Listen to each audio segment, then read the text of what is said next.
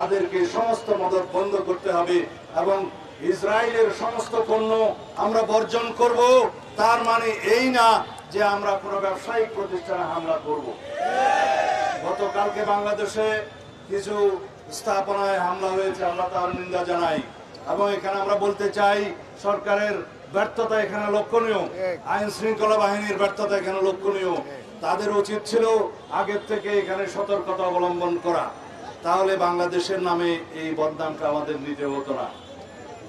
আমি আপনাদের সামনে আজকে এই মুহূর্তে বিএনপির পক্ষ থেকে ঘোষণা দিতে চাই, আমরা ফিলিস্তিনি জনগণের পক্ষে এই গণহত্যার, ইসরায়েলি গণহত্যার প্রতিবাদে এবং বর্বর আগ্রাসনের প্রতিবাদে বাংলাদেশ জাতীয়তাবাদী দলের পক্ষ থেকে অতি শিগগির সারা বাংলাদেশে এবং কেন্দ্রীয়ভাবে আমরা একটি বৃহৎ কর্মসূচির ঘোষণা করব। আমরা এদেশের সমস্ত জনগণকে আহ্বান জানাই, পৃথিবীর সমস্ত মুসলিম বিশ্বের যারা মোড়ল আছেন তাদেরকে আহ্বান জানাই, যারা পরাশক্তির একটি অংশ, যারা মদত দিচ্ছে ইসরায়েলিদেরকে, তাদেরকে আহ্বান জানাই এই মুহূর্ত থেকে গণহত্যা বন্ধ করার জন্য আপনাদের পদক্ষেপ নিতে হবে। জাতিসংঘের ভূমিকা প্রশ্নবিদ্ধ, কিন্তু ইসরায়েলিরা কখনো জাতিসংঘের কোন রেজলিউশনের প্রতি সম্মান দেখায়নি।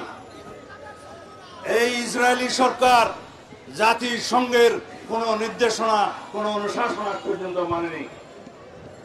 এই পরাশক্তির দুই একটা দেশ তারা সব সময় যখনই ফিলিস্তিনি মুসলমানের পক্ষে জাতিসংঘ রেজলিউশন পাশ করেছে, তারা তার বিরুদ্ধে ভেটো প্রয়োগ করেছে, আপনারা সবাই জানেন।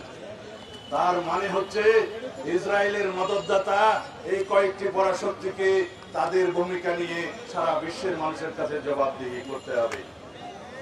যতদিন পর্যন্ত প্যালেস্টাইন মুক্ত না হবে, যতদিন পর্যন্ত ফিলিস্তিনে গণহত্যা বন্ধ না হবে, যতদিন পর্যন্ত ইসরায়েলি বর্বর আগ্রাসন বন্ধ না হবে, ততদিন পর্যন্ত আমরা অবিরত বাংলাদেশ এবং সারা পৃথিবীর মানুষকে আহ্বান জানাবো, আমরা আমাদের প্রতিবাদ এবং নিন্দা আমাদের জানাতে থাকতেই হবে।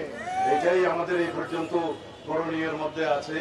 আমি এই চৈত্রের ভর দুপুরে আপনারা অনেক কষ্ট করে আমাদের বক্তব্য শোনার জন্য আপনাদের প্রতি সত্যি কৃতজ্ঞতা এবং ধন্যবাদ জানাই। যে সমস্ত ছাত্রছাত্রীরা আজকে এই আয়োজনে অংশগ্রহণ করেছেন, সারা বাংলাদেশে করছেন, তাদের প্রতিও ধন্যবাদ এবং কৃতজ্ঞতা জানাই। আমি এই বলে আমার বক্তব্য শেষ করছি। ধন্যবাদ।